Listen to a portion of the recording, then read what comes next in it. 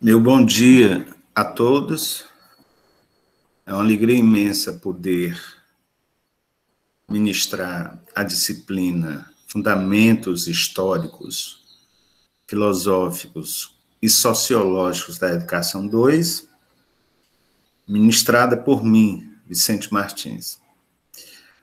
Dando sequência às tendências pedagógicas da educação brasileira, da história da educação brasileira, na historiografia da educação no Brasil,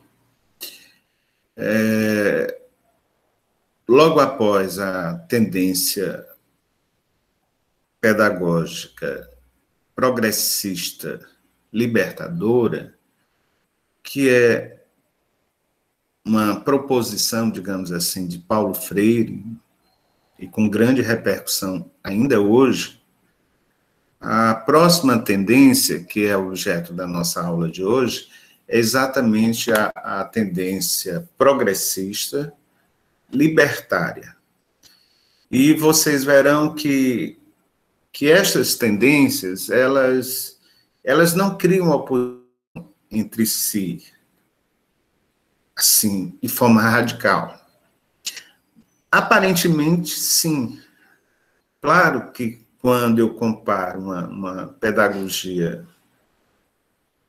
progressista, libertadora, com a pedagogia liberal, tradicional, as diferenças são fortes. Mas, no fundo, elas têm algo em comum. E o algo em comum é o Estado. Nenhuma delas querem que o Estado desapareça. O Estado quer dizer exatamente o quê, professor? O Estado, o poder público. Então, a pedagogia, as pedagogias liberais, nas diversas modalidades ou tipos, bem como a progressista, paulo freireana, elas estão lidando com a situação de Estado. Então, a novidade entre uma e outra é o olhar sobre o aluno, o olhar sobre a sociedade, o olhar sobre o professor, a questão dos conteúdos, certo? Mas aí aparece, no início do século XX, nos primeiros, aqui no Brasil, na chamada República da Espada, né? Em pleno golpe militar, surge no Brasil, mas já reflexo da Europa, surge a pedagogia, as escolas modernas, que são as escolas anarquistas, que são as escolas libertárias. É sobre elas que nós vamos falar um pouquinho, tem muito a dizer. Eu tenho até um grande amigo, Alzair, de muitos anos, lá no Paraná, que estuda, eu até sabia e sei, eu vi até um artigo dele agora, há muitos anos ele estuda a escola moderna, a chamada escola libertária, né, ou pedagogia libertária. Então, algumas pessoas estudam, mas eu, como professor na área, eu vejo poucos estudos sobre a pedagogia libertária. Eu mesmo, essa disciplina eu ministrei no semestre passado, aí estava avaliando agora como eu dei pouco, eu falei pouco no semestre passado, por alguma razão, certo? Este semestre, nós vamos reservar a aula de hoje, vamos conversar mais um pouco, e às vezes a gente dá ênfase em mais uma tendência a outra. Mas para vocês é importante ter uma panorâmica, né, do que nós tivemos em termos de tendências no Brasil, tá certo? Então, nós vamos agora preparar os slides e veremos aqui como é que vai dar certo, tá bom?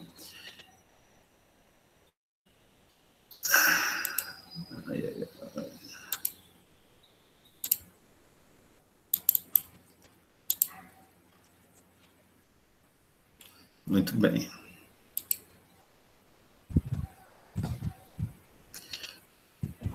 Eu gostaria de saber se todos vocês estão vendo aí o slide, a capa do slide. Tendência progressista libertária. Está todo mundo contemplando aí o slide? Sim. Ah, que bom. Eu vou passar um slide para ver se dá certo. Passei. Deu certo? Deu sim. Pronto, que bom. Então, o tema da nossa videoaula de hoje é tendência progressista libertária. O nome é muito parecido, né, com a pedagogia anterior, mas eles têm uma diferença radical que, ao longo da aula de hoje, nós veremos. No decorrer da aula, não há prejuízo nenhum que você levante um questionamento, que você peça um esclarecimento adicional. Assim como eu fiz agora a pergunta, vocês estão vendo o slide? Vocês me responderam. Então, a gente pode, na mesma proporção, dialogar ao longo das aulas, nós podemos também dialogar sobre esta tendência progressista libertária, que, como eu disse anteriormente, ela precisa ainda ser devidamente estudada, né? Nós sabemos muito pouco, eu creio.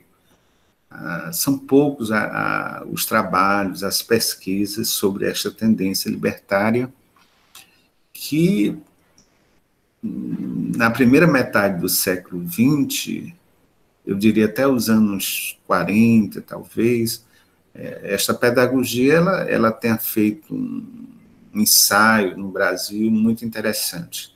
Aos nossos dias, né, nos anos 50 também, ela nunca desapareceu, mas também ela se constituiu alguma ameaça para o poder constituído, né, principalmente no regime militar, ela foi esvaziada na prática por escolas isoladas, né, por experiências isoladas, não foi uma experiência de grande escala, certo? A de Paulo Freire, ela já funcionou como, teve um movimento maior, né? Então, isso faz uma diferença também muito grande. Quando a gente fala separando entre progressista, talvez tenha, eu simplesmente me esqueci de fazer, mas eu deveria ter feito isso. Por exemplo, vocês lembram que nós temos uma pedagogia liberal progressivista, né? A progressivista, ela não chegava a ser progressista, porque a progressivista ainda tinha um olhar sobre o status quo, na manutenção do status quo. Ela era, a rigor, conservadora. Ela era progressivista ao deslocar no processo ensino-aprendizagem, ela deslocar a figura do professor do centro e colocar o aluno mais em evidência, como centro de interesse, né? Claro que por isso que ela se tornou progressivista nessa dimensão. Os conteúdos, né, passam a ter uma atenção com relação à sociedade, à vida em sociedade. Mais adiante, mais recentemente, nós vimos já nas chamadas pedagogias progressistas, nós vimos uma outra pedagogia, que é a pedagogia libertadora. Essa pedagogia é proposta por Paulo Freire, né, com suas obras, que são ainda hoje obras referenciais da pedagogia libertadora, incomoda, né, os governos, particularmente o governo atual, tem uma grande preocupação com Paulo Freire, pela força ideológica ainda que ele exerce no pensamento educacional brasileiro, embora a gente sabe que não há, como nos anos 60, não há um movimento pela alfabetização nacional com base na metodologia de Paulo Freire. Não há, né? Não há movimento, inclusive a educação de jovens e adultos, ela é o patinho feio da educação no Brasil. Isto é, os governos não se interessam muito pela educação de jovens e adultos. Já Paulo Freire, sim, tinha uma preocupação, toda a metodologia dele era voltada para os jovens e adultos, trabalhadores em particular. E agora nós temos, ainda no leque das pedagogias progressistas, nós temos a libertária, que nós vamos apresentar hoje. Eu nem sei se vamos conseguir apresentar tudo, né? Não tem como apresentar no nosso tempo.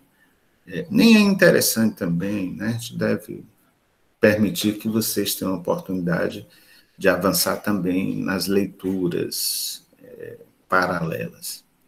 A palavra libertária vem de libertário, por influência do libertário no francês, e este liberté, liberdade, e ário. Do latim liber, libera, daí a escola libertária, que é o que nós vamos ver aqui, nos remeter à ideologia anarquista. Então, é muito interessante que as tendências pedagógicas, quando eu vi que o Libânio fez essa, digamos, tipologia, taxonomia das tendências pedagógicas, sempre ele teve um esforço de correlacionar ou tentar justificar aquela tendência por uma questão de ideologia. A ideologia mais conservadora, por exemplo, a ideologia liberal, a ideologia progressista, né? Então, na verdade, as tendências pedagógicas, elas são apresentadas como reflexo de duas ideologias. Dentro de cada ideologia forte, mãe, né, nós temos sub-ideologias. Na atual que nós estamos apresentando, a sub-ideologia, que na verdade é uma grande e forte ideologia, é a anarquista. Por que quem está falando sub-ideologia? Porque essa ideologia anarquista, esse anarquismo, esse movimento, essa doutrina, ela é aplicada no campo educacional. Então, a educação, ela vai acolher essa proposta anarquista. E o que ela pretende? O que ela defende? Ela defende a liberdade absoluta, e estamos falando, portanto, da liberdade individual. O homem é a medida, então ela tem um caráter muito antropocêntrico, a questão do homem, independente de ser professor, independente de ser aluno, é o homem. O homem é a medida.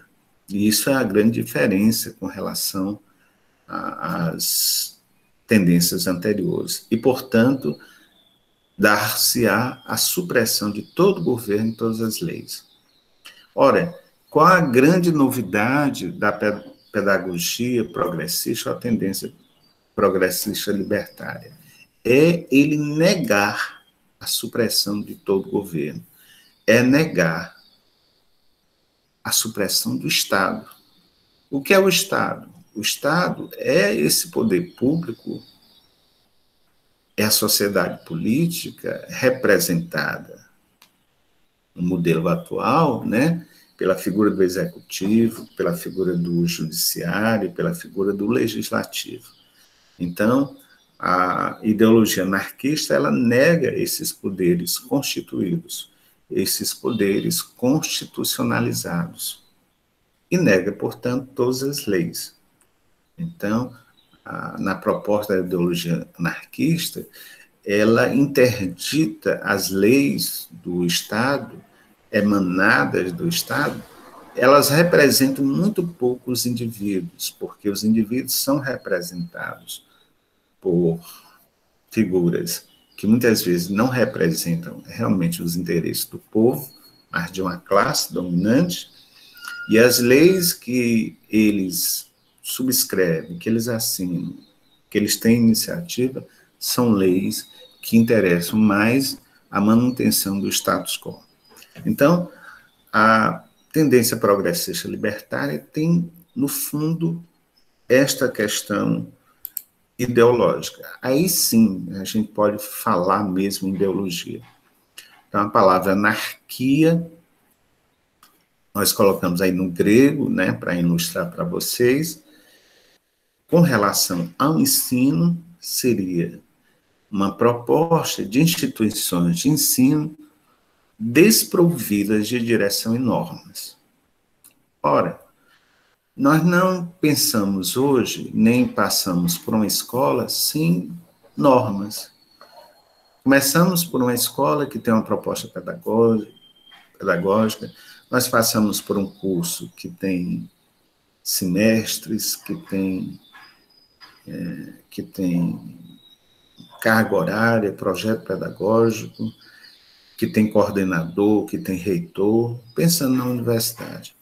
Mas se a gente pensa na escola básica, nós temos essas escolas, instituições de ensino, com diretor, com vice-diretor, com coordenador financeiro, com inspetor, com professor auxiliar, com toda a estrutura que oferece hierarquia.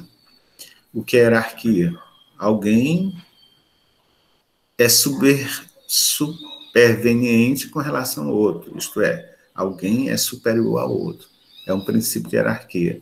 É o mesmo padrão administrativo de gestão que, vamos pensar um quartel tem um comandante, aí tem um general, tem um coronel abaixo dele, tem os tenentes-coronéis, os majores, capitão, tenente, sargento, soldado, quer dizer, você tem um princípio de hierarquia. Para pedagogia, ou a tendência progressista libertária, ela começa a negar essa hierarquia, porque considera que essa hierarquia, ela nega o individualismo, nega o ser humano. E a gente nega a nossa soberania, nega toda a nossa subjetividade. E aí ela propõe, portanto, uma escola que não siga muito esses princípios, né, de hierarquia, de uma ordem estabelecida. Porque, na verdade, as escolas, elas, se a gente pensar bem, como elas reproduzem o que a sociedade é na prática, né? Aí é um flagrante de uma escola moderna. Na escola moderna, os alunos manifestam o interesse por um currículo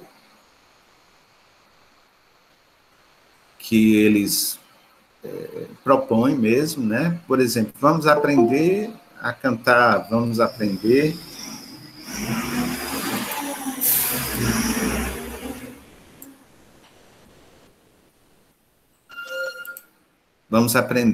a ouvir clássicos, vamos ouvir o cancioneiro popular. Ora, o currículo, ele é montado, ele é instigado por professores e alunos como um currículo inovador, que atende, portanto, o centro de interesse do indivíduo, muito mais do que aquela coisa pronta. O que é muito interessante colocar para vocês que todas as pedagogias anteriores, né, ou tendências pedagógicas, os currículos são montados. Vocês devem lembrar que lá já tem os pressupostos, tudo montadinhos, né? O ensino tem que ser assim, o sistema de avaliação tem que ser assim, tudo já é ditado, tudo já é imposto, tudo já é colocado, mesmo em nome da liberdade de ensino, ou mesmo da liberdade de aprender. Mesmo assim, as progressistas têm como princípio talvez isso, a liberdade de ensinar, mas a liberdade de aprender também. Nas liberais, por exemplo, a tradicional, você nem tem tanta liberdade de ensinar, você tem uma interdição, como também de aprender. Você não aprende de qualquer maneira, você aprende seguindo o modelo, né? Então, nesta proposta agora, vamos falar, nesta proposta que se apresenta agora, de uma escola moderna, tá? E é muito interessante que essa nomenclatura, ela ficou no Brasil, em Portugal, na Espanha, onde surgem as primeiras escolas anarquistas, de inspiração anarquista, elas são chamadas escolas modernas, certo? Então, a escola moderna foi um movimento pedagógico progressivo, ou progressista, eu diria, de inspiração anarquista, que deu origem à pedagogia libertária. Então, é muito interessante, primeiro, colocar que a experiência de escola é que produziu a pedagogia, e não o contrário. Por mais mérito de Paulo Freire montou toda uma metodologia e pôs em prática. Na escola moderna, ela não ela é a priorística, né? Não se pensa em um modelo antes de executá-lo. Se faz o exercício e se constrói, com isso, uma pedagogia, tá certo?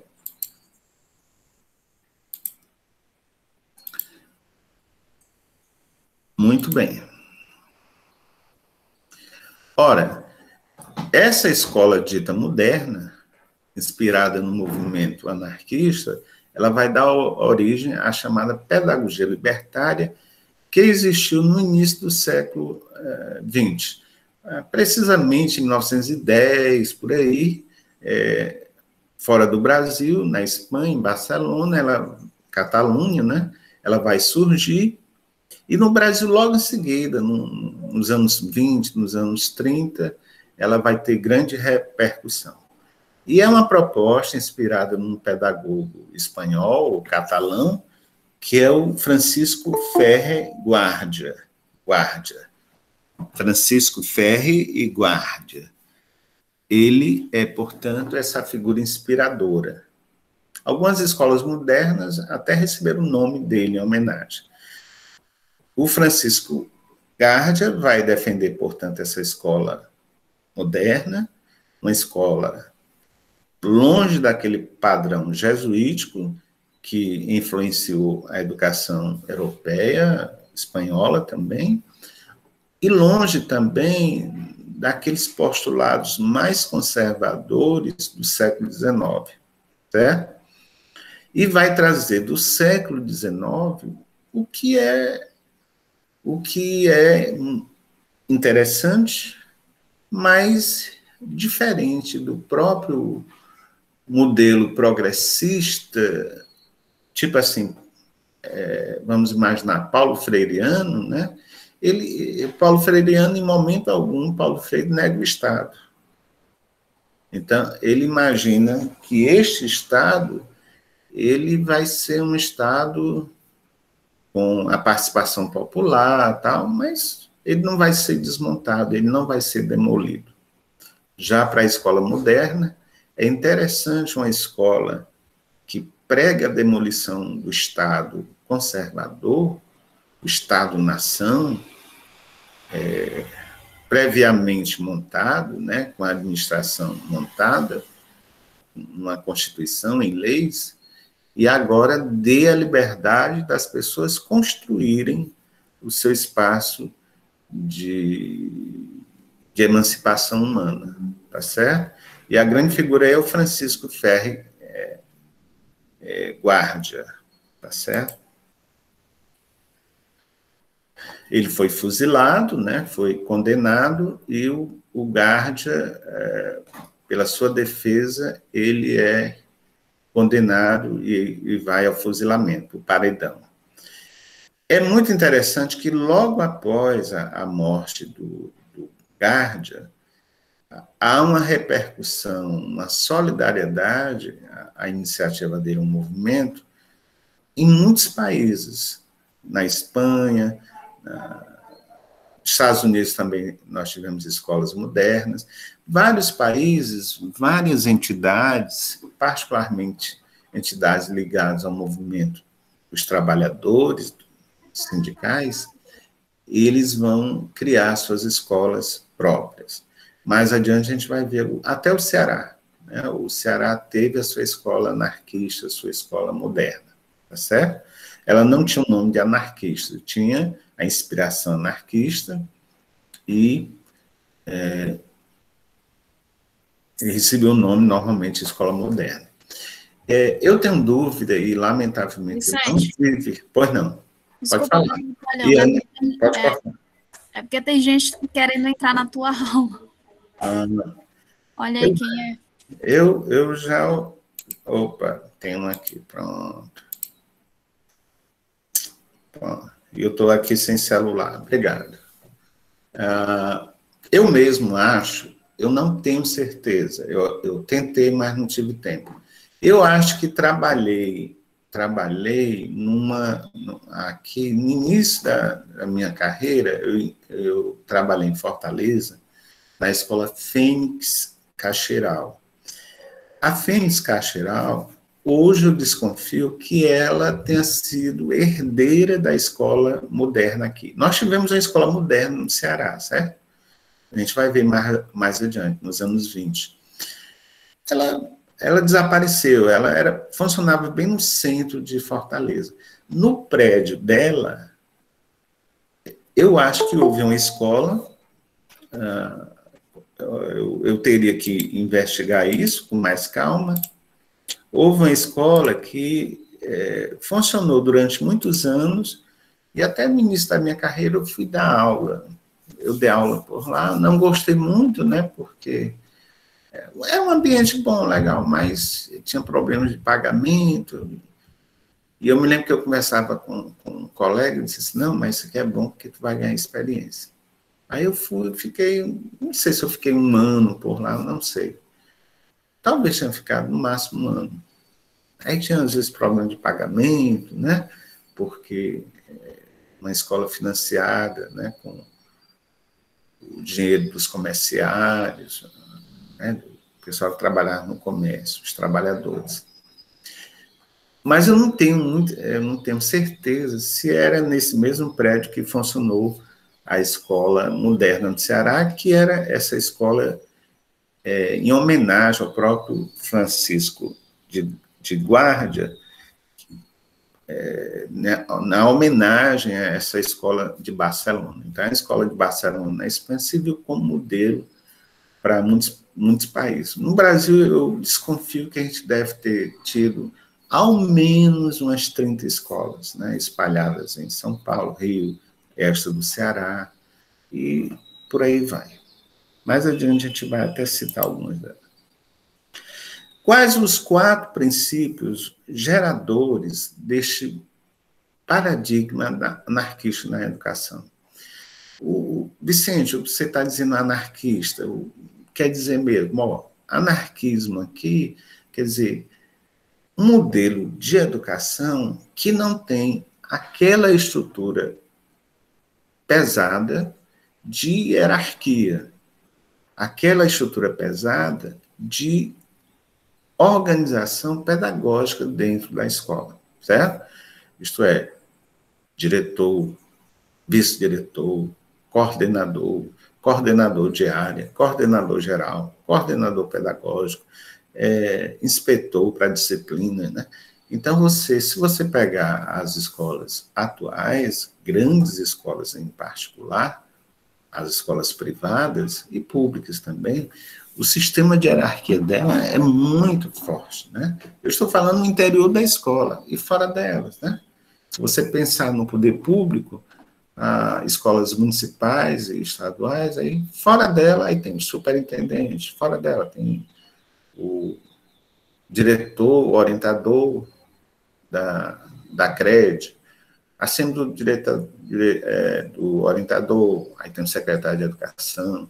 Quer dizer, você vê uma hierarquia, um organograma de poder muito forte, tá certo?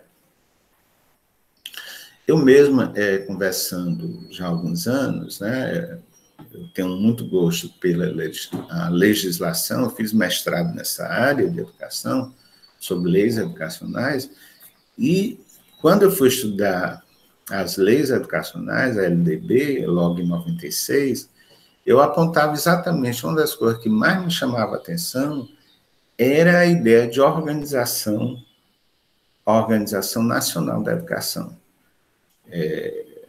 A montagem, o esforço do poder do legislador, na LDP, 93, 94, de montar uma organização da educação nacional, na União, com atribuições, nos estados, nos municípios, nas instituições de ensino, até chegar na figura do docente, do professor. Então, até o professor, segundo a LDP, lá no artigo 13, ele participa, né, dessa estrutura de gestão da educação nacional. Já na visão anarquista, a questão da educação não pode ser com base em gestão, mas de cogestão. Não é uma responsabilidade do diretor, é uma responsabilidade solidária de todos.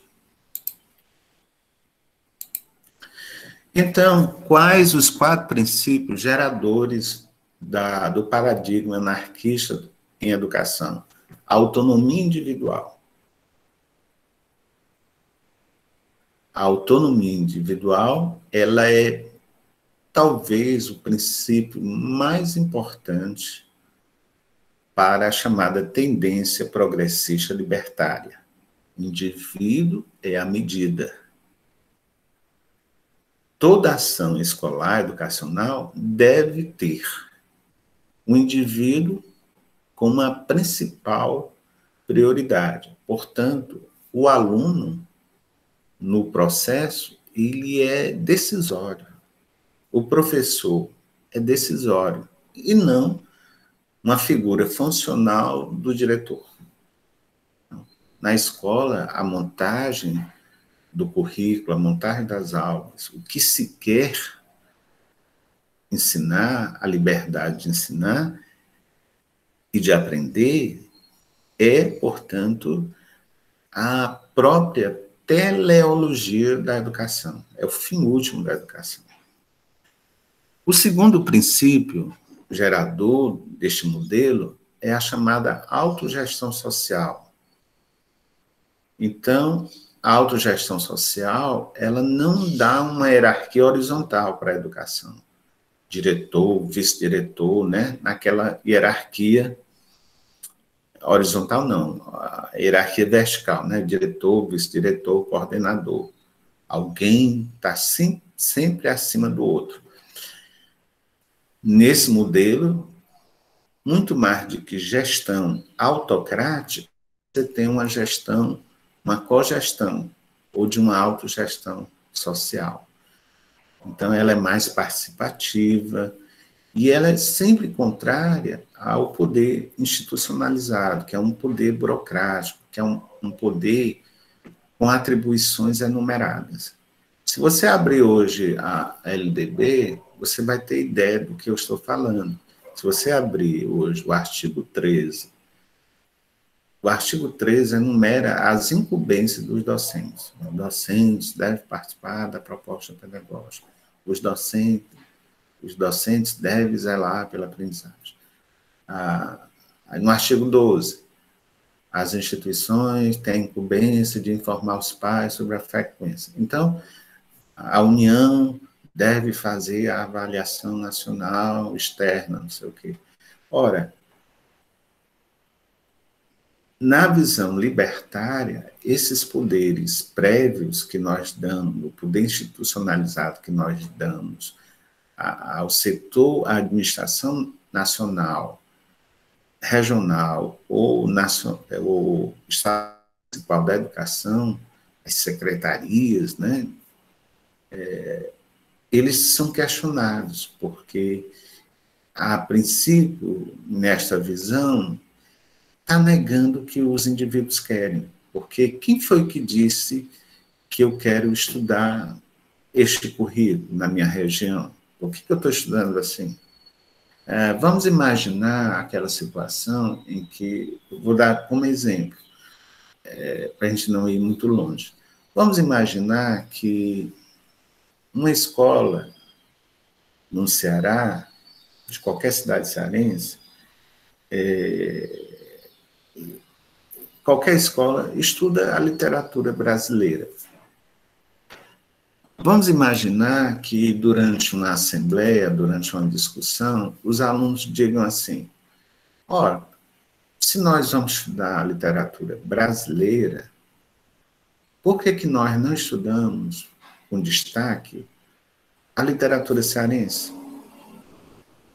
Já que o Ceará está no Brasil, então vamos estudar a literatura cearense. Vamos focar a literatura cearense. Vamos estudar Alencar, vamos estudar Domingos Olímpio, Oliveira Paiva, Raquel de Queiroz, vamos estudar esse povo, certo? Não vamos ficar perdidos. Ora, essa decisão coletiva de autogestão, na libertária, na proposta libertária, ela acaba tendo um poder decisório. Vamos estudar a língua portuguesa, mas vamos aprender, eu estou falando uma linguagem de hoje, vamos aprender hoje o cearenseis, o jeito de falar do cearense, vamos? Não. Então, vamos aprender da cultura, mas vamos começar pela nossa cultura local, regional. Então, a questão das temáticas locais, o gosto pelo que temos e somos, passa a ter muito valor nessa autogestão social e pedagógica. Vejam aí que eu estou falando na escola, mas esse paradigma é para a educação de modo geral. Ela vai da educação infantil até a educação superior. Então, ela tem a inspiração anarquista, ela tem, portanto, uma transversalidade, ela passa em todas as modalidades, ela passa em todos os níveis de ensino. Um terceiro princípio é o internacionalismo. O que é o internacionalismo? A construção de uma sociedade libertária através da dissolução dos Estados-nações. Vocês lembram que eu, agora há pouco, eu citava que as escolas modernas, que são escolas de inspiração anarquista no Brasil, elas foram inspiradas no modelo do Francisco Guardia, né? Do catalão, lá em Barcelona. Pois é, qual era a ideia do modelo dele, né, ser inspirativo para outros países, e com isso se criar um movimento com esse paradigma anarquista na educação. Por isso que essas escolas modernas no Brasil, elas estão seguindo à risca o modelo lá de Barcelona, aquela experiência de Barcelona, para, a partir dele, ganhar ainda mais força. E o alvo é a dissolução, o fim dos Estados, né? O Estado-nação. O que é o Estado-nação? É esse Estado burocrático, é esse Estado com o Supremo Tribunal Federal, com Câmara Federal, com Senado, com Executivo, com ministérios, né? Essa máquina pesada. Então, o Estado-nação é questionado porque ele é uma máquina burocrática pesada, né? E também, ao mesmo tempo, ele tende a ser conservador, porque ele estabelece leis. Eles não têm uma atualidade dialógica. Ao contrário, na autogestão, a autogestão vai mudando o centro de interesse conforme o momento, a época, né? E, por fim, o quarto princípio é uma ação direta. O que é ação direta? É necessário fazer propaganda disso. É necessário se envolver nesse movimento. É necessário que a experiência local seja uma experiência que a gente possa irradiar regionalmente. Que essa experiência regional possa ser irradiada nacionalmente. Que esta experiência nacional ela ganhe repercussão internacional. Que foi o caso da escola libertária, né, do Guàrdia, lá em Barcelona. Quer dizer, aquela experiência local, ela teve repercussão pós-morte, né, pós seu fuzilamento, em muitos países, em muitas nações. E o Brasil não ficou de fora. Vicente, você falou uma coisa interessante que outro dia eu estava discutindo com um colega sobre essa questão da mídia, né? E eu vejo bem, se é uma ação direta que envolve a questão participativa para divulgação, né? O que é que você só observa hoje? Que há muito uma linguagem na comunicação, sabe? Que eu vejo que as pessoas entendem que a comunicação, de uma forma geral, manipula, né? Que até a gente pega uma questão do conceito de ideologia informado por um cunho mais marxista, né? Só que a gente sabe que é o seguinte, a sociedade que a gente tem, na verdade, por exemplo, ela vende, certo? E ela reproduz porque há um público X para reproduzir, né? Então, eu acho que quando há esse tipo de ação direta, né, na verdade, é uma questão essencial que está dizendo o seguinte, olha, eu existo, certo? Eu existo, eu estou aqui, a nossa cultura existe, né? Então, quando você parte, por exemplo, do pressuposto que em uma mídia nacional, muitas vezes não é mencionada tal coisa, não é mencionado, sei lá, alguma outra ideologia, né? Porque é contrária a uma questão massificadora da ideologia presente, certo? Que aí o Foucault também fala muito sobre isso na questão da competitividade de discursos, né?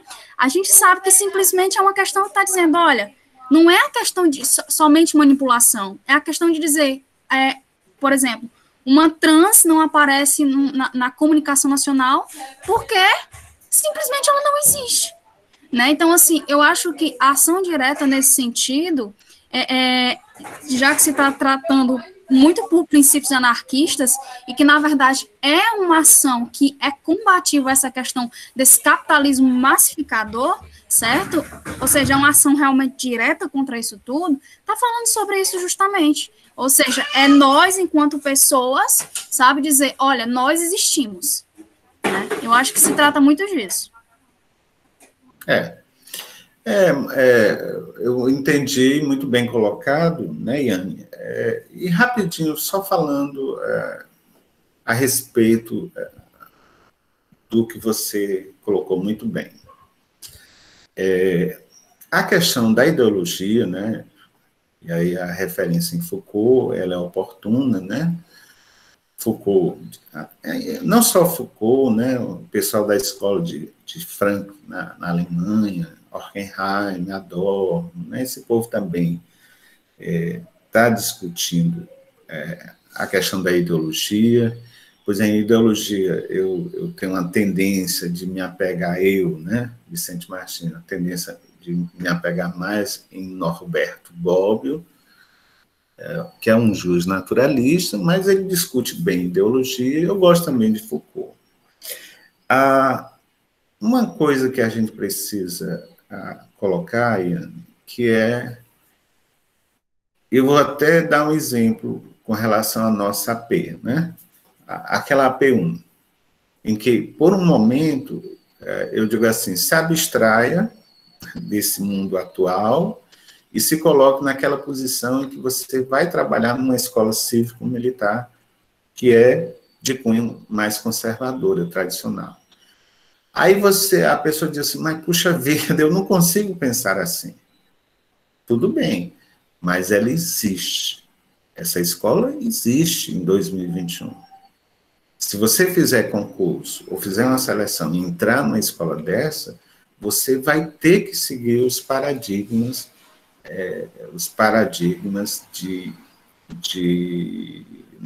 dessa pedagogia tradicional. Eu me lembro que era professor de uma dessas escolas tradicionais e um aluno, ele viu... Eu coloquei as provas e ele pegou na prova... Eu botei as provas na mesa, ele pegou na prova e eu reclamei. Eu disse, não, deixa isso aí, rapaz, não pode pegar na prova, não. E eu comentava isso na sala de aula, eu disse, rapaz, que menino tão danado. Isso no 7º ano, né? Aí eu disse, dizendo numa sala dos professores, rapaz, que menino... Eu estava lá com as provas, o menino estava mexendo nas provas. Aí o professor disse assim, e você não deu um corretivo? Aí eu disse, corretivo como? Você não deu uma punição? Ele era para ter sido punido. Eu disse, não se justificou, né? Eu conversei com ele, não, rapaz, deixa a prova aí, não faça isso, não. Ele disse, não, mas você está errado. A nossa escola aqui, um caso desse, é escola de punição. Uma das coisas mais interessantes da escola libertária foi exatamente ficar contra esse modelo de escola que dá castigo, que dá sanção, que dá aquela punição. O paradigma anarquista se revoltou exatamente com esse modelo que, durante o século XIX, e que nos primeiros anos também da República Velha, também era fortemente... A escola jesuítica, por exemplo, era fortemente marcada pela interdição, pelo castigo. Então, esse é o primeiro ponto. Quanto à questão da propaganda, as mídias e a questão da ideologia, é muito interessante quando você entra no interior dos aparelhos ideológicos do Estado, entre os quais você tem a escola, o poder judiciário, os próprios veículos de comunicação, né? Então, eu trabalhei, por exemplo, numa empresa de jornal e fui redator durante 5 anos. Então, você não quer imaginar como as notícias são montadas, como aquelas matérias são selecionadas e como aquelas matérias são redigidas intencionalmente para atingir alguns fins. E eu estava lá. E eu recebia por isso. Você está aqui, você vai fazer uma matéria contra o governo do Estado, você vai fazer uma matéria contra o presidente da Assembleia, você vai fazer uma matéria, um editorial. Nisso, para que ele possa, tal, não sei o quê. Quer dizer, sempre por trás tem essa questão. Tem a questão manipuladora, né? Por trás da ideologia tem a manipulação. Um outro aspecto interessante é que, no tocante às sexualidades, né, ou questões relacionadas ao gênero, no âmbito da educação, isso é uma questão que vem se perdurando muito. E, para encerrar, eu só citar um caso para vocês, como isso é muito forte também, e tem a ver com a questão da propaganda, né, educação. Eu fiz concurso para a SEDUC, no final dos anos 80, entrei, foi inclusive o primeiro concurso. Quando eu entrei, fui me envolver muito, eu trabalhei 10 anos, né? 10 anos com a educação básica. Quando eu fui me envolver muito com os alunos, com as turmas, e comecei a me envolver mesmo, de gostar dos alunos, fazer aquele trabalho, eu descobri um grupo de alunos que era retido anualmente.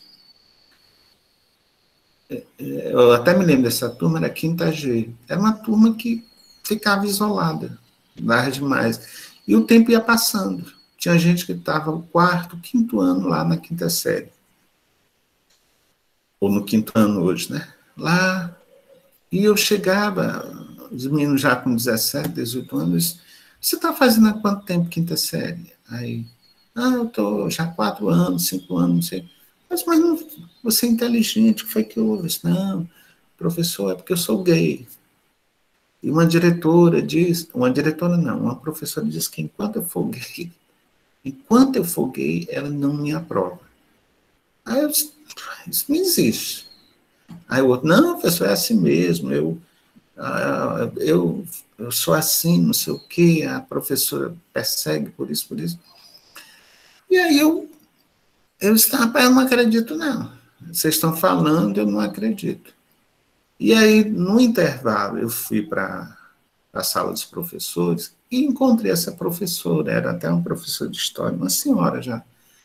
Aí eu dei boa noite, sentei, aí eu disse, professora, a senhora é a professora fulano, né? Eu tinha entrado no estado agora há pouco.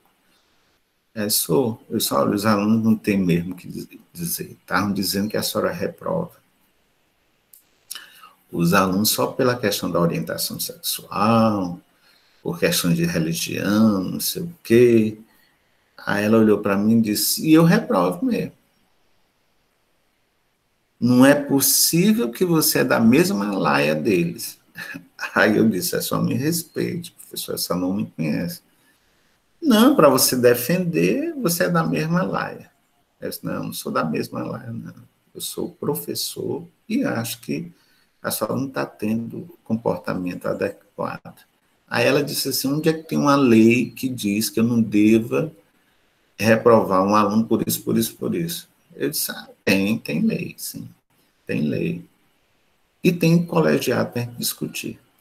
E eu me lembro que naquela semana o diretor era meu amigo, eu abri o jogo, ele disse que não estava sabendo disso, né? O próprio diretor era um pouco indiferente a isso, e no sábado seguinte a gente teve um debate e eu levantei essa bandeira de que essa escola não poderia ser excludente. Não existia nenhuma lei que orientava o professor a reter o aluno, reprovar o aluno por orientação sexual ou por credo religioso. Era um absurdo a retenção dentro de um arbítrio, né? E nós fizemos um trabalho nessa escola.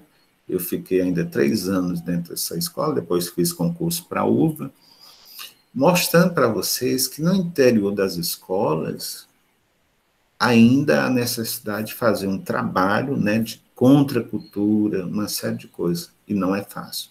E hoje mudou a situação, vírgula, né?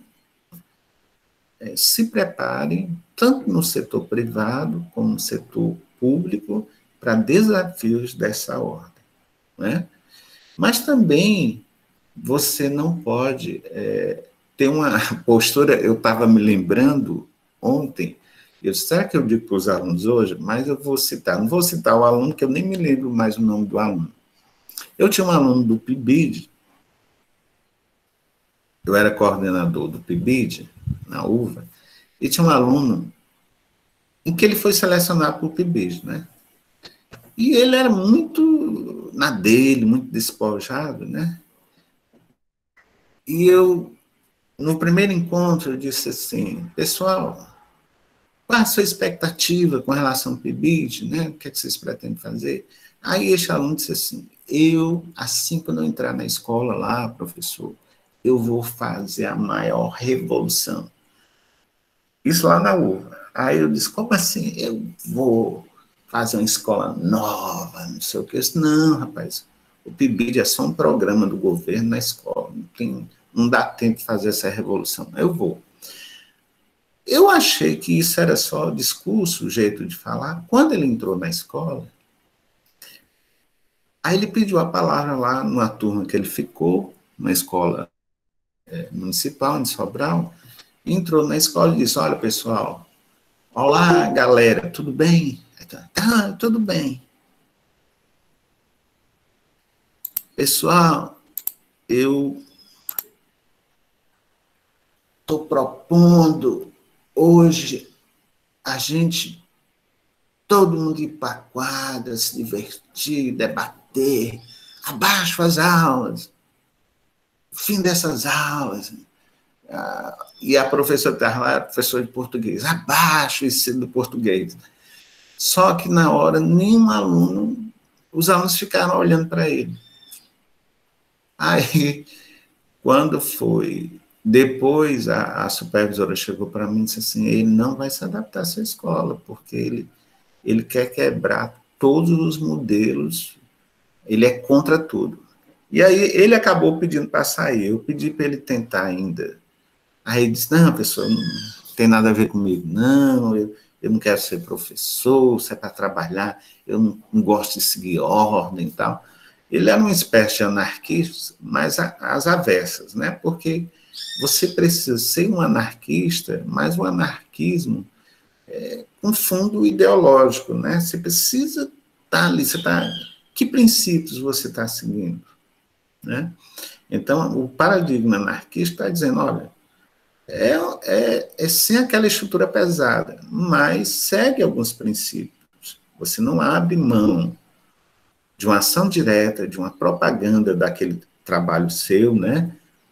Que, na verdade, se constitui a defesa do modelo que você está realizando, de algo maior, não é uma coisa local, mas algo que alcance, né, outra, que vá além dos muros da escola, um modelo de corresponsabilidade e de cogestão, e um respeito às individualidades, portanto, às subjetividades. São esses princípios. Então, não tem como fazer de forma muito isolada, assim, digamos, eu quero dessa maneira. Não pode ser essa anarquia de senso comum. É uma anarquia com base no anarquismo mesmo, que tem a ver com a questão, no fundo, do Estado. Então, o papel da educação está justamente na construção coletiva da liberdade, pela denúncia das injustiças e dos sistemas de dominação, além da criação de indivíduos desajustados, ou seja, aqueles que não se compatibilizam com o Estado e com a estrutura capitalista. Então, numa sociedade capitalista, como é que a gente pode pensar em conviver, em ter uma convivência que a gente não siga esses princípios, né, de convivência com as estruturas já montadas pelo poder público? Então, se você pegar todos os modelos das tendências liberais, eles não estão questionando essa estrutura capitalista. Quando nós chegamos na pedagogia libertadora, Paulo Freire questiona, mas também ele não quer a derrubada desse Estado. Ele quer a tomada desse Estado. Só que no modelo anarquista, ele não quer a tomada do Estado, ele quer a dissolução. Porque esse Estado, na cabeça do educador anarquista, ele desajusta.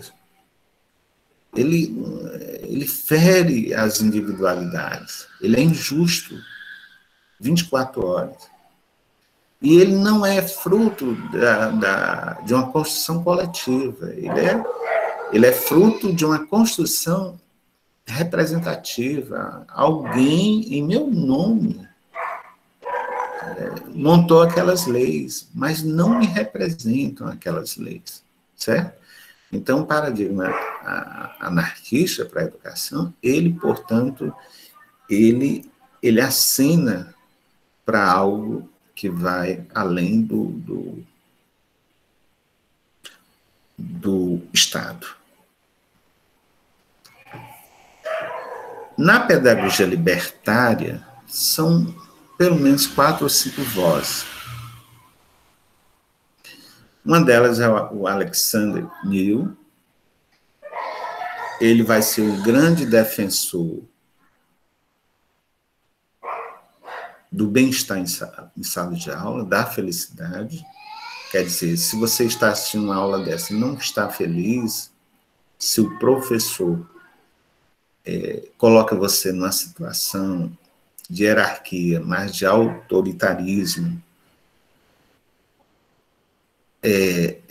indo além da sua autoridade, né, porque o professor ele tem um papel importante na sala de aula como autoridade. Ele é graduado em letras, ele é mestre, é doutor, é tudo isso.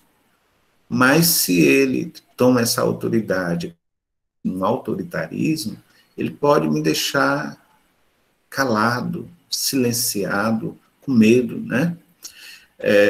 Ontem eu dando uma aula, para quem assistiu aqui, eu até brincando, eu falava, vocês estão calados. Aí uma aluna disse, estamos calados, mas estamos ouvindo, professor. Eu estou refletindo sobre o que você está colocando. Às vezes, o silêncio, a escuta, ela é altamente ativa. E realmente você não precisa falar para dizer que está compreendendo. Mas outra coisa é você sofrer uma interdição da fala, não poder falar em momento algum. Então, o Alexander Neal, ele diz que o lugar da escola, né, a felicidade deve ocupar esse espaço. Se deve estar bem. Eu não sei se eu coloquei para vocês, certamente não.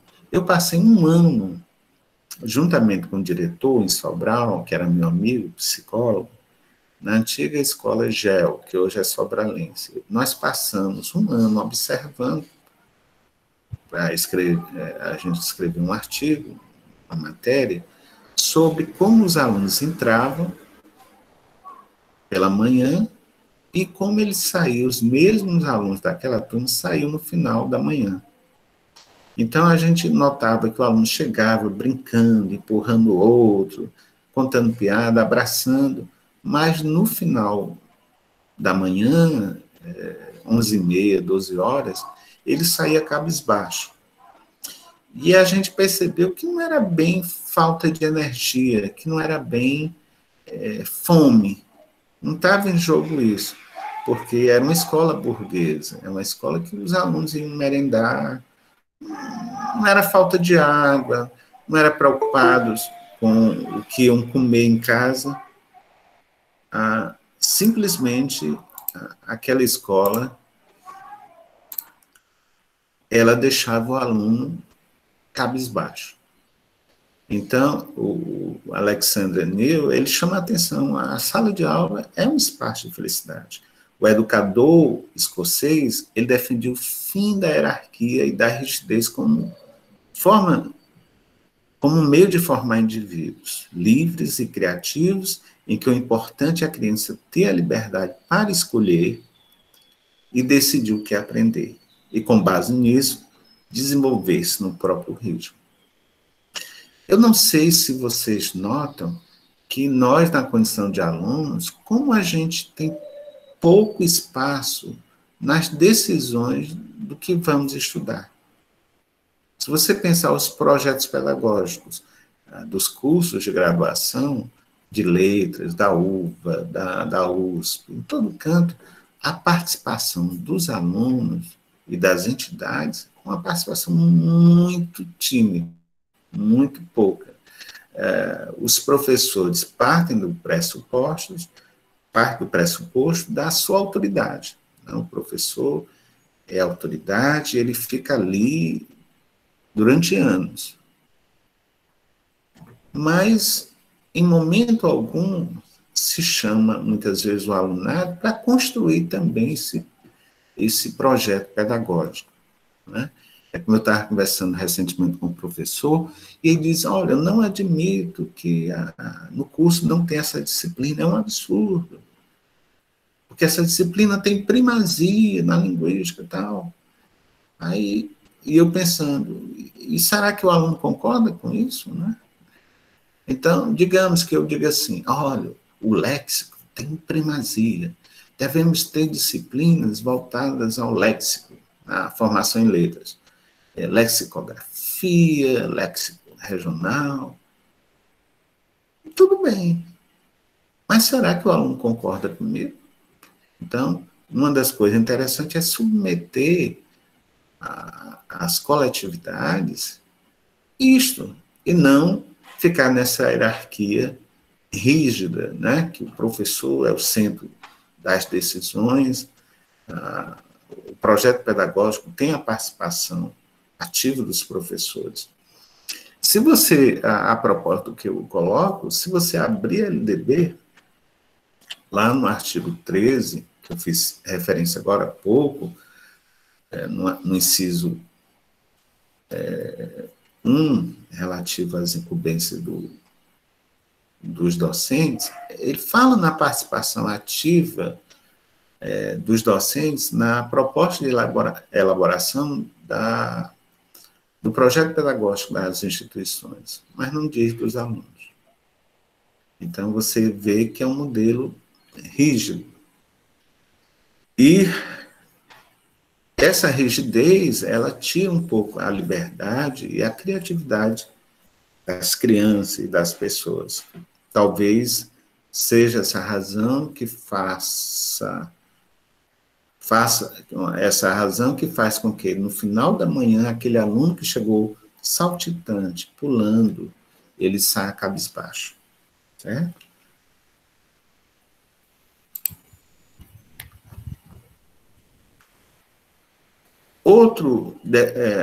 A educação francesa, a cultura francesa pesou muito na pedagogia libertária. Outro que pesou muito, que é o Michel Lobreau, que é um educador francês que criou a chamada pedagogia institucional, na qual defende o conceito de autogestão. Então, Lobreau, ele vai defender essa autogestão. O que é autogestão? Essa gestão com coparticipação, com a participação de alunos, professores, diretores. Não é um modelo vertical, é um modelo horizontal. Para ele, toda autoridade provém do medo que temos do outro. Então, quando a gente morre de medo do professor, morre de medo do diretor, morre de medo do reitor, morre de medo do coordenador, essa relação de que eu sou aluno e o outro é diretor, na verdade, é uma relação de medo, né? Porque você está o tempo inteiro temendo uma resposta dura do outro. Eu estou só falando em educação, mas se a gente pensar nas relações humanas, nas relações afetivas também, elas podem reproduzir isso, né?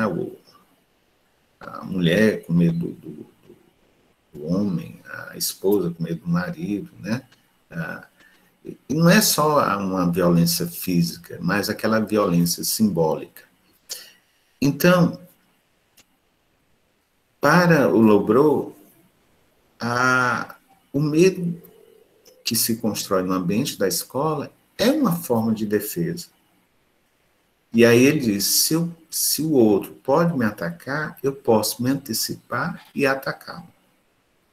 Então, aqui mostra a necessidade de uma contra-golpe.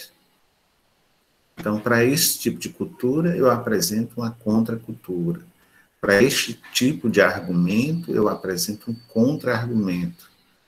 Para este tipo de posicionamento, eu vou reposicionar assim. E isso faz com que se construa um diálogo. Porque quando você apresenta um argumento em defesa de algo e alguém apresenta um contra-argumento sobre essa questão que está sendo colocada, numa relação mais democrática, mais dialógica, o diálogo realmente ele vai prevalecer. E a solução será coletiva, né? Ela terá, portanto, uma ordem coletiva. Na pedagogia libertária, nós temos o Célestin Freinet,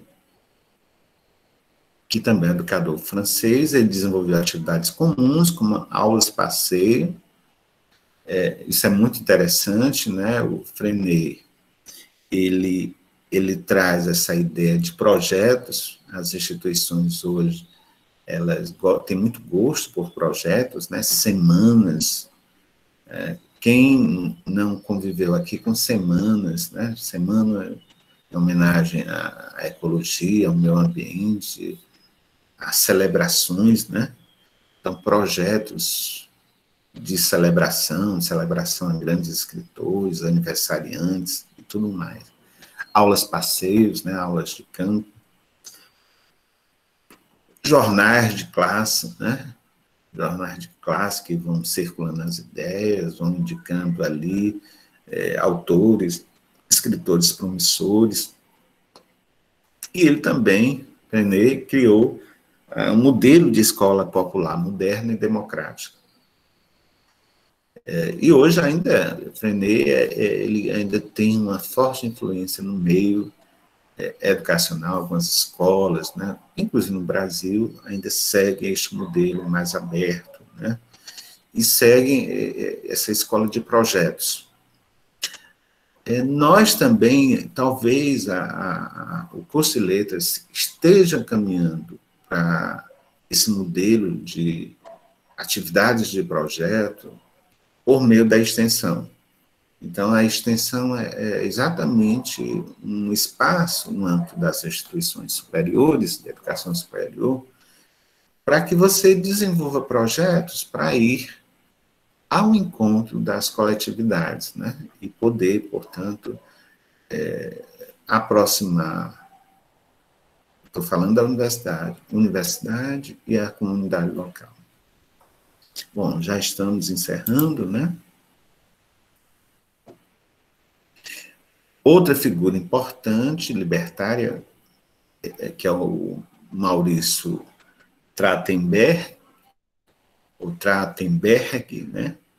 O Trachtenberg, ele talvez seja uma das figuras mais fortes e emblemáticas na pedagogia libertária.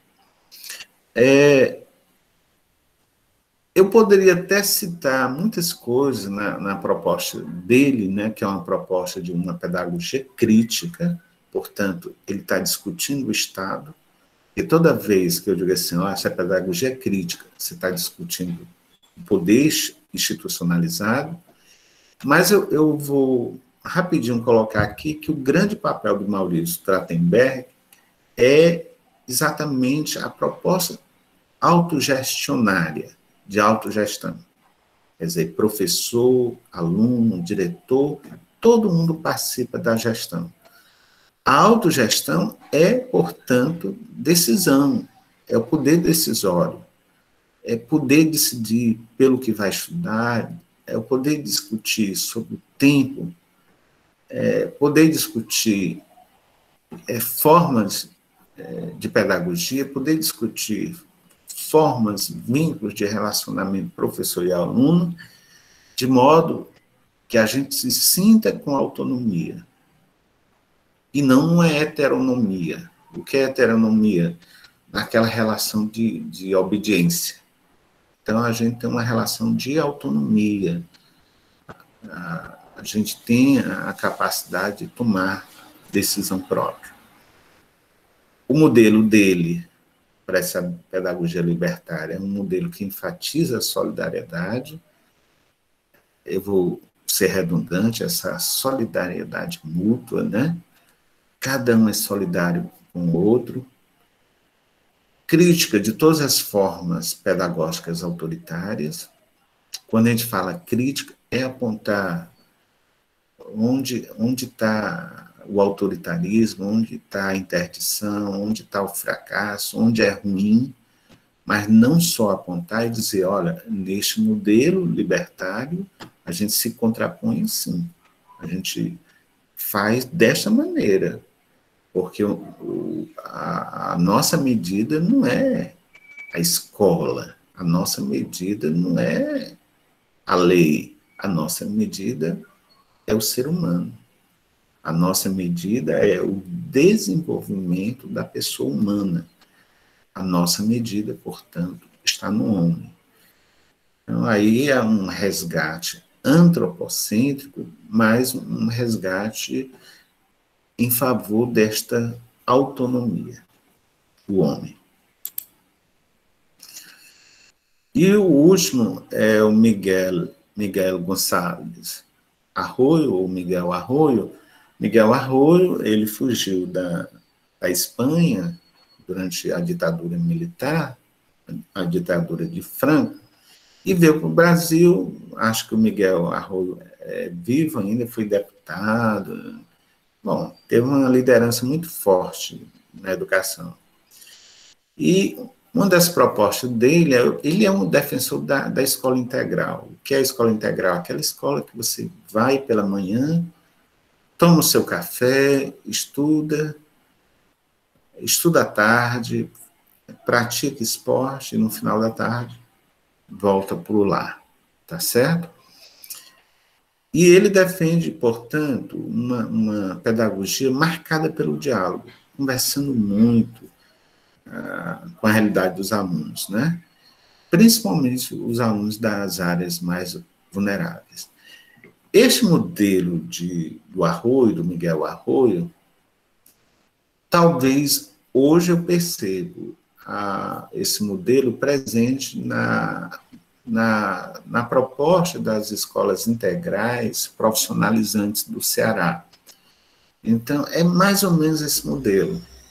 Essas escolas profissionais. Profissionalizantes não, profissionais. Em que o aluno está ali, vai aprender uma profissão, né? Vai ter experiência, e ele passa o dia ali. Eu mesmo, eu era louco para saber do funcionamento, e passei um dia nessa escola, almocei, né? Fui dar palestra para os professores e passei o dia com eles lá. E eu vi todo o movimento deles, da entrada até o final do expediente. Tá certo? Bom, a pedagogia libertária, ela espera que a escola, então, exerça uma transformação na personalidade dos alunos, no sentido libertário e autogestionário. A ideia básica é introduzir modificações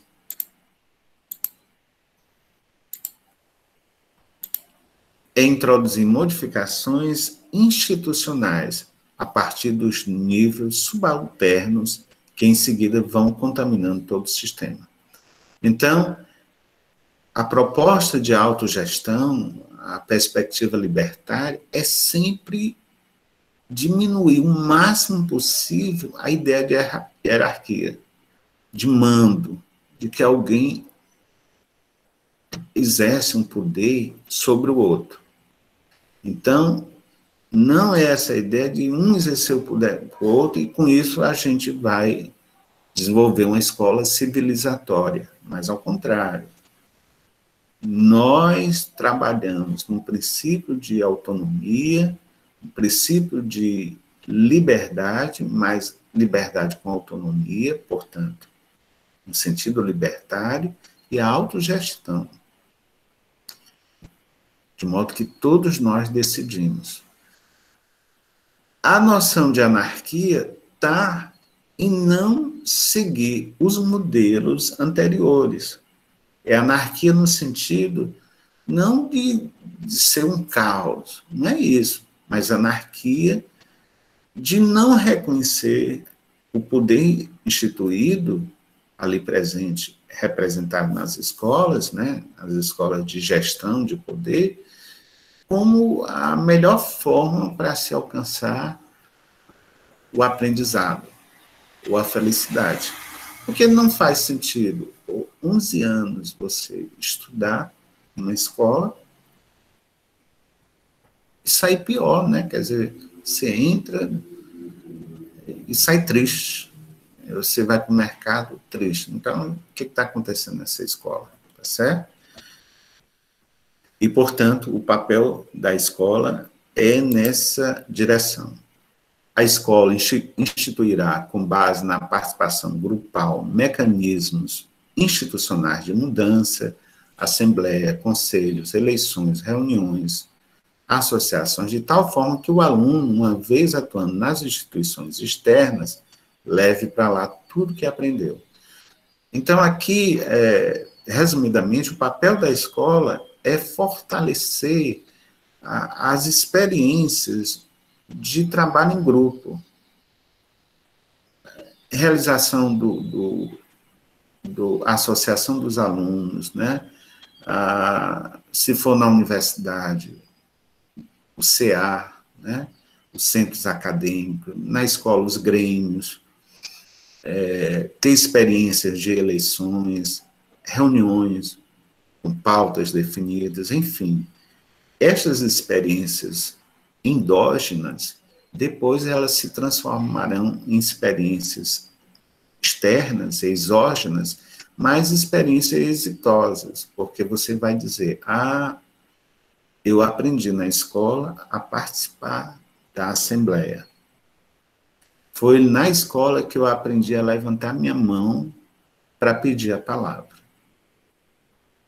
Eu mesmo, por exemplo, me marcou muito, que eu participei de grêmios, eu ter aprendido que para eu tomar a palavra, eu precisava levantar a mão. Então, quando as pessoas viam que eu estava com a mão levantada, me davam a palavra e eu colocava o meu posicionamento, fazer minha reflexão. Aqui o papel da escola é favorecer, portanto, este modelo. Outra forma é aproveitar todas as possibilidades de liberdade que o sistema nos dá, certo? Se a escola não impede criação de grêmios, se a escola não impede que a gente, que tenha a associação dos pais e alunos, né?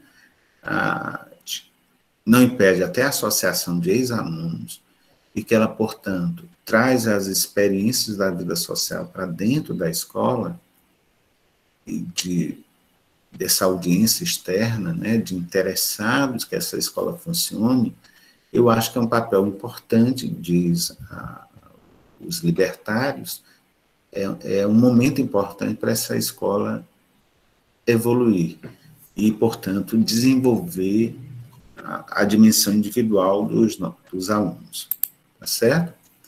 A autogestão, ela repercute no conteúdo, no método, ela repercute também na burocracia, né? Às vezes as instituições elas têm um olhar muito horizontal, de sequencial, né? Vai primeiro de pré-requisito, vai primeiro aprender isso para depois poder chegar a esse conteúdo. Quer dizer, tudo isso pode ser questionado.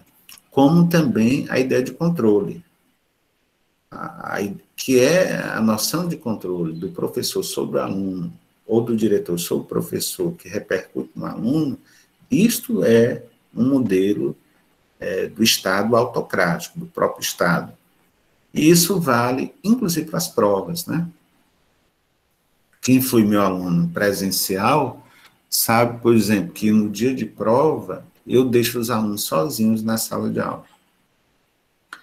Porque não adianta, né? Isso eu já faço há muitos anos. Porque não adianta eu dar uma de policial, ficar lá, aí ficar vigiando se o aluno está pescando ou não. Não. Eu crio questões para que ele tenha autonomia na resposta. Se ele quiser, pode consultar. Ele não pode consultar o colega, mas ele pode construir seu próprio pensamento. Por isso eu enfatizo tanto nas nossas provas o quê? Tem um pensamento próprio. evite copiar da internet. Tenha o seu pensamento próprio. Por quê? Porque é com pensamento próprio, autêntico, que você vai ter a sua autonomia no pensar, certo? Então, gente, era basicamente isso que eu queria colocar na manhã de hoje para vocês, né? Claro que tem outros tópicos aí, mas nós vamos parar um pouquinho e eu me coloco agora à disposição de algum questionamento, de alguma dúvida. Professor. Pois não. Não, eu queria só fazer um comentário sobre isso que você falou, da questão de você não ficar pastorando, né? Tipo, o aluno ficar na sala de aula e tal.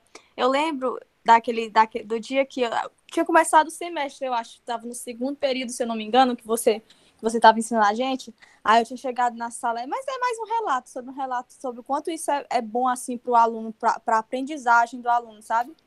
Eu sempre, assim, estudei muito antes de prova, porque eu sempre fui aquela que quer tirar nota boa e tal. Só que nesse dia eu tinha chegado muito, muito nervosa. Tinha visto estudando onde, chegado muito nervosa. Aí quando eu cheguei, aí você falou sobre, começou a falar algumas coisas com os alunos, interagir, e falou sobre a metodologia que você ia treinar a primeira vez com a gente, testar a metodologia, que era a gente ler o conteúdo que a gente estava estudando, a gente poderia, antes da prova, você daria a oportunidade da gente ler e depois construir nosso próprio pensamento. Eu lembro como hoje, que parece assim que tirou 500 quilos de cima de mim. Quando eu fui fazer a prova, foi algo que veio assim tão leve, foi um pensamento construído tão rápido, que é uma coisa que eu já sabia, mas pelo nervosismo eu tenho certeza que se você já escrito, guardem e façam a prova, tipo, eu não teria lembrado, teria dado um branco como deu muitas vezes, e naquele dia eu lembro que foi tão fácil o raciocínio, veio assim, as coisas veio tão naturalmente na minha cabeça, que eu nem precisei ler, só de ter ali a segurança de dizer, não, o professor tá dando a oportunidade da gente não ficar nervoso, da gente se tranquilizar, e com certeza eu já estudei, eu já sei, então se ele já deu essa oportunidade da gente ler antes, eu sou super capaz, então eu fiz a prova numa facilidade, eu tirei um 10 numa facilidade que eu nunca tinha tido assim na minha vida, tão tranquila, porque geralmente eu fico muito nervosa, naquele dia assim foi uma das melhores experiências assim de professores aplicando prova que eu já tive. Que bom. A minha ideia, o meu princípio é esse. Eu acho que você, Sofia, foi feliz na colocação e já deu as minhas razões, que às vezes o professor não explicita, né? Eu tenho isso como uma construção minha, pessoal, mas, quer dizer, não é minha, né? Mas na minha prática. Eu acho terrível, e começa como um autorrelato, eu acho terrível a ideia de você fazer uma avaliação em que você é avaliado pela sua memória. Por exemplo, você chegou cansada, chegou preocupada, significa que você perdeu energia. Então, você já foram 2 horas de viagem, digamos, né? Chega cansada, foi ao banheiro, tal, aí entrou, a aula já tinha começado, e era a prova, então você já tem um nível de estresse lá em cima. Perdeu energia, está com fome, inclusive você pode estar com fome. Então, se há perda de energia, isso afeta a sua memória. Se é uma prova que eu estou pedindo para você responder com base na sua memória do que você leu, então pode ser terrível, porque no final eu posso estar avaliando não o que você sabe, mas o que você conseguiu. Eu estaria avaliando sua capacidade de lembrar e não de aprender. Não de significar, mas de reproduzir a minha expectativa. Se eu não estou negando que a memória é importante no aprendizado. Aliás, sem memória não há aprendizado. É um consenso. Mas se eu posso ser coadjuvante, do ponto de vista cognitivo, que tal fazer isso? Então, por essa razão, Quando eu observei ao longo dos anos que os alunos chegavam preocupados, fadigados, isso poderia significar um problema na hora de responder, eu dizia assim, e digo ainda hoje, respire, vamos tomar um ar. Vamos respirar, vamos beber água, vamos voltar. Vocês vão pegar a prova por um segundo. Vamos pegar, vamos olhar a prova. Pronto. Olhem a prova. Então, nesse momento, eu já estou acionando todos os esquemas cognitivos. Dobrem as provas agora, coloquem de cabeça para baixo. Vão às anotações, aos livros de vocês, para vocês não esquecerem aquilo que vocês gostariam. Aí vocês vão, aí eu dou mais 5 minutos, ou 10, sei lá. Aí você fica lá lendo, pronto. Afinal, o que é que eu quero? Eu não quero aprendizado, eu não quero nota. Então, se eu quero aprendizado, e eu quero que você me dê indícios dessa aprendizagem, pode ser uma boa estratégia, né? Eu não deixei de fazer a prova, não deixei de fazer uma prova valorizando a memória, porque eu sou a favor também, mas eu não preciso seguir aqueles princípios tradicionais rígidos, duros, né? De chegar à prova e você ficar ali sentado, fazendo a prova de qualquer maneira ali, até na posição de fileira. Até no dia de prova, depois eu mudei por outros fatores, mas até o dia de prova, eu deixava que o aluno fizesse a prova em semicírculo. Porque eu tinha tanta crença de que o aluno faria a sua prova por si só, que eu deixava o sistema de semigrupo, que eu gostava sempre da sala com semigrupo, né? Semicírculo, e o aluno respondia por si só, e eu saía, inclusive, da sala de aula. Dia de avaliação é o único dia que eu vou para a cantina. Para quem sabe, quem foi meu aluno presencialmente, dia de prova é o único dia que eu me levanto da sala, deixo os alunos fazendo a prova e vou na dona Letícia tomar um caldo tranquilamente. Aí chego com bombom para os alunos fazem na prova, eu faço a distribuição dos bombons. Oferece café. Café e tudo, né? Pois é. Mas por quê? Mostrando ali, deixando, como eu deixei em você, a ideia de que o meu fim último como educador é outro. Eu quero empurrar você para frente, né? Que você tenha um olhar, uma perspectiva de felicidade. É bom estar ali. É bom estar ali para aprender. Eu não tenho dúvida que você, Sofia, na memória, no mercado de trabalho, como profissional, você vai ter um processo de flexibilidade e adaptação a qualquer modelo, sem negar a sua autonomia, o seu sistema de valores, né? Esse é o objetivo. Quer dizer, se você for para uma escola mais tradicional, você vai, cria suas adaptações e vai embora em seguida e está bem. Certo? Então, esse princípio de convivência, né? De poder, convivência mútua, é como você é de um partido X e o outro é do partido Y. Tudo bem, vamos conversar, a gente pode conversar. A gente pode trocar ideias, não é problemático, certo? E no final, talvez eu não me torne Y. Mas convença quem pensa Y a aceitar também o X. Talvez não seja X mais Y.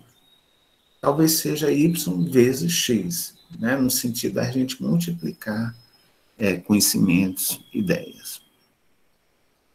Muito bem. Mais alguém gostaria de colocar?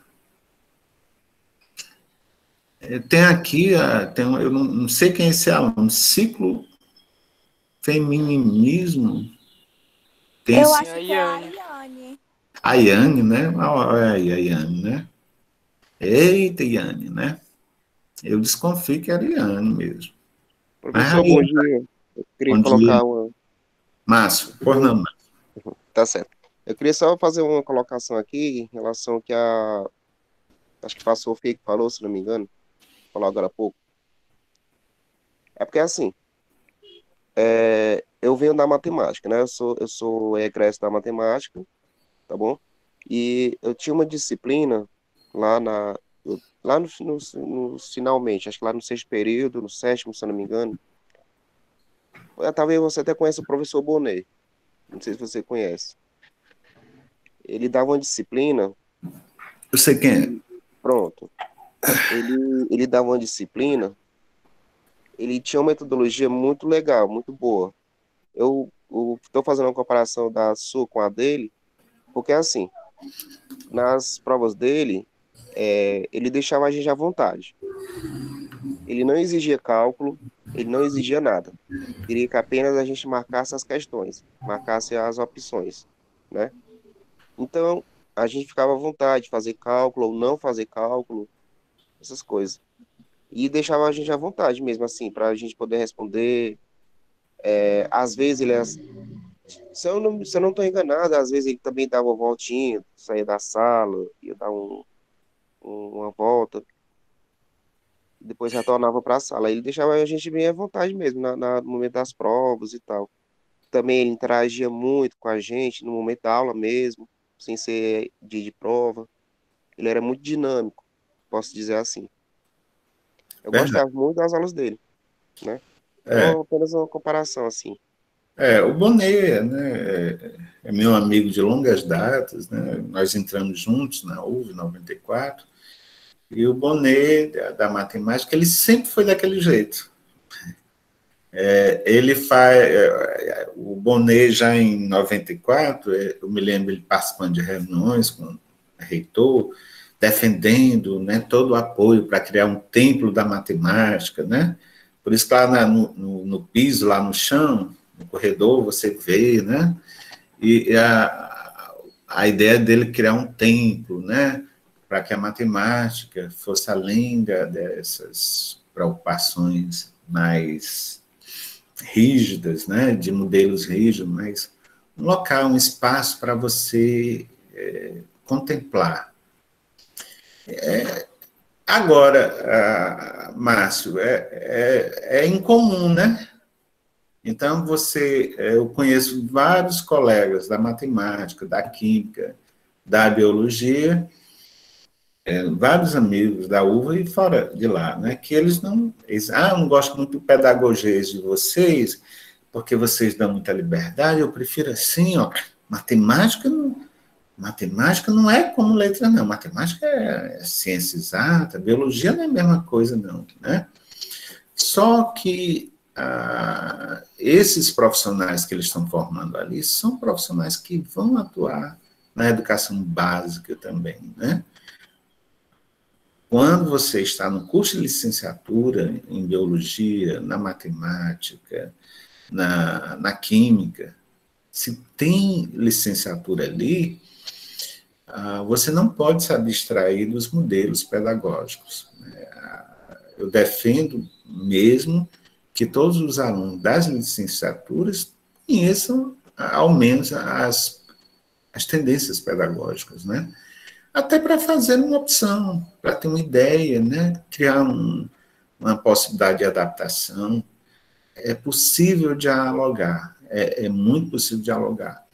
Uma das coisas mais eu queria, eu não sei se foi o Márcio ou outro da turma, que não é da letras, uma das provas que eu mais gostei, todas foram boas naquela primeira prova, mas eu gostei muito quando alguns alunos da física, da matemática, da geografia, da história, os alunos que participam aqui da sala, eles colocam isso assim, olha, eu sou da matemática, eu sou da história, eu sou da física, e eu responderia dessa seguinte maneira. Aí ele cria uma adaptação para a realidade dele.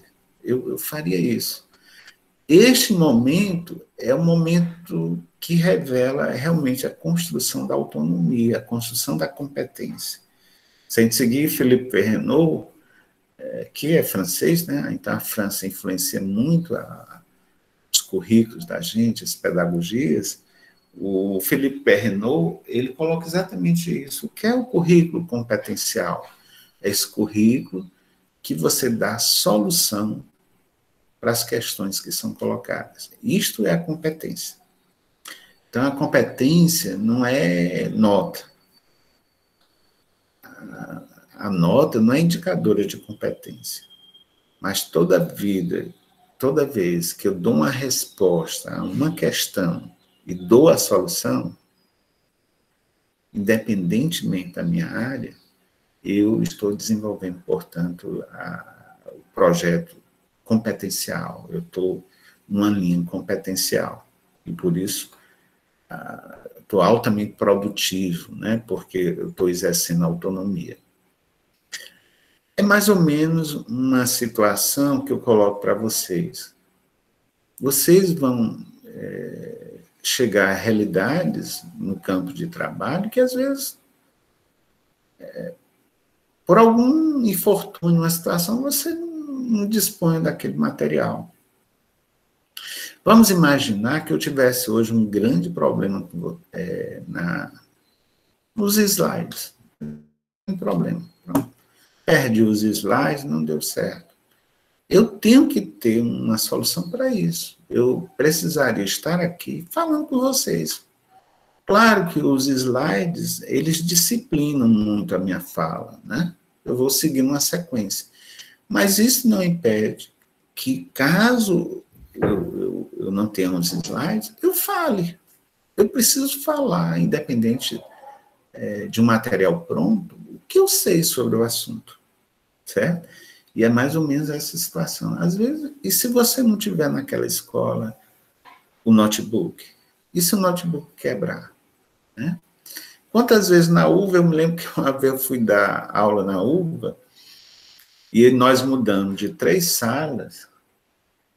Quando eu ia, ligava lá o data show, havia uma explosão.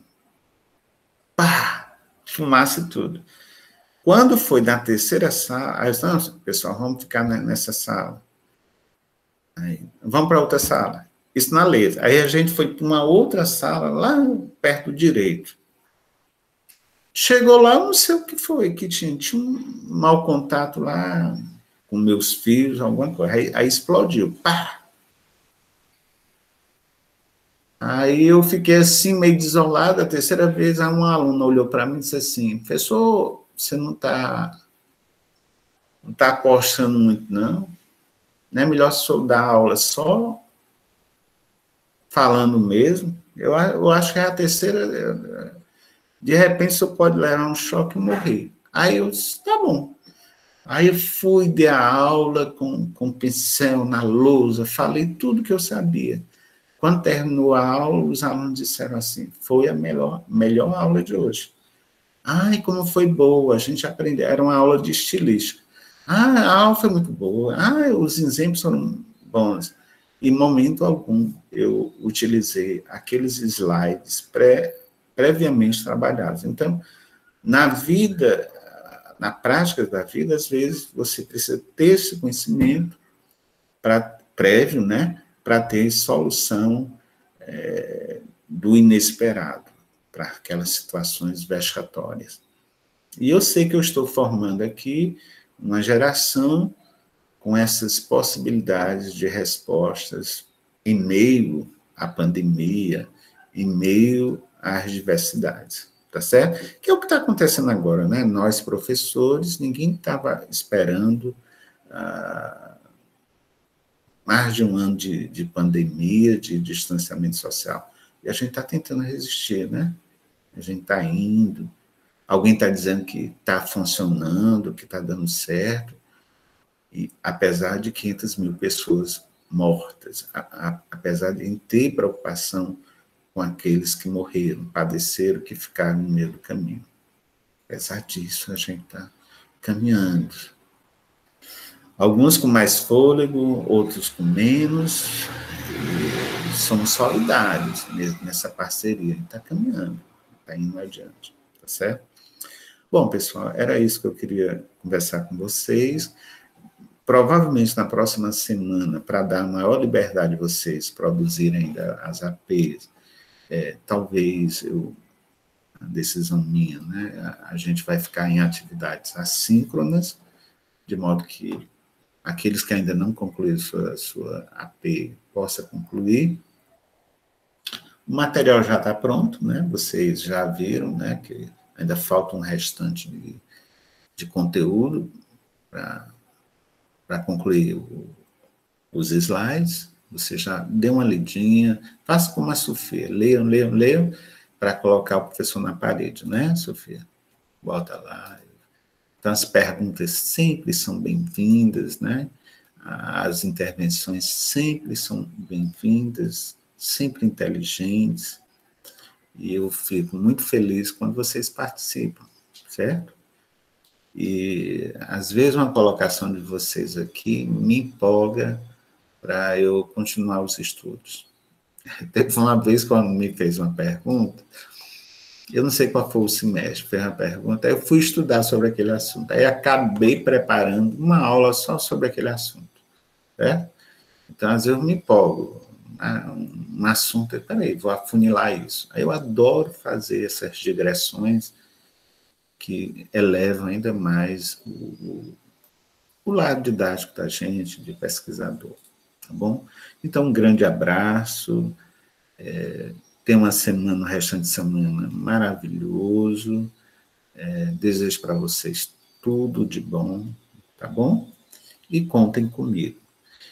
Eu queria lembrar, eu estou com um problema no celular, eu vou até ver daqui a pouco se está tudo ok, mas se eu não me comunicar muito pelo celular, se vocês perguntarem e não responder, é porque eu tive algum problema, mas vou tentar sanar, tá bom? Professor, Pois não, Sofia.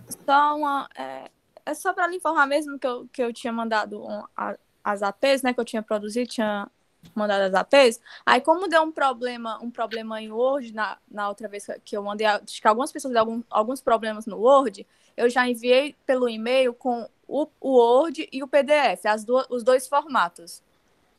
Okay? Pois ok. Se vocês quiserem fazer isso, eu agradeço.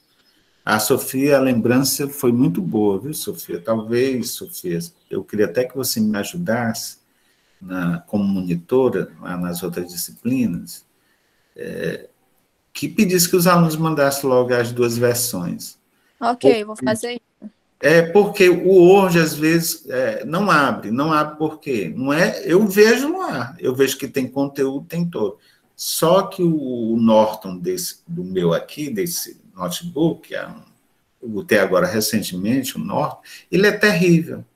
Ele destrói logo tudo, mas não destrói o PDF.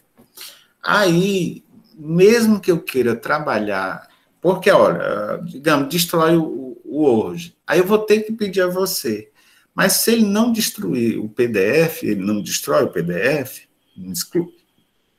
fica até melhor para mim converter o PDF em Word, no caso de querer comentar. Porque aí eu já tenho, eu não preciso te pedir. Aí o que é que acontece? Eu fico sem receber, mas não abrir. Então, eu acho... era para ter feito isso, né, Sofia? Eu já solicito, desde logo você, mande logo as duas versões, é tão rápido. Você manda a versão em Word e em PDF. Eu vou tentar abrir o Word. Se por acaso o Norton não permitir, eu abro o PDF. E se eu achar que eu preciso comentar aquela prova, normalmente eu comento, aí eu mesmo transformo do PDF em Word, sem risco do Norton, do vírus, do antivírus, excluir automaticamente. Tá bom? Então, um abraço para todos. Um abraço, professor. Bom dia. Tchau, Sofia.